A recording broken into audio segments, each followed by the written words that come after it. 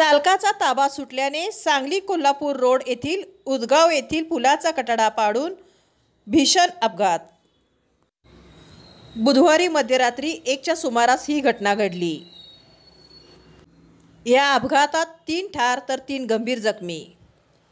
जखमीमध्ये लहान बालकाचा समावेश। जखमींना सिव्हिल येथे उपचारासाठी दाखल करण्यात आले आहे। गावभाग येथील प्रसाद खेडेकर व त्यांच्या पत्नी मयत झाल्या असून त्यांच्यासोबत असणारे नार्वेकर कुटुंबियापैकी वैष्णवी संतोष नार्वेकर याही मयत झाल्या आहेत। समर्जित प्रसाद खेडेकर वय वर्ष 7 व वरद संतोष नार्वेकर वय वर्ष 19, साक्षी संतोष नार्वेकर वय वर्ष 42 सर्व राहणार सांगली हे तिघे गंभीर जखमी झाले आहेत। खेडकर व नार्वेकर कुटुंबीय लग्नासाठी कोल्हापूर येथे गेले होते। तेथून रात्री उशिरा परत येत असताना मध्यरात्री 1 ते 1:30च्या सुमारास हा अपघात झाला। घटनास्थळी नागरिक व जयसिंगपूर पोलीस यांनी धाव घेऊन जखमींना उपचारासाठी सिव्हिल हॉस्पिटल येथे ताबडतोब दाखल केले व मृतदेह बाहेर काढले।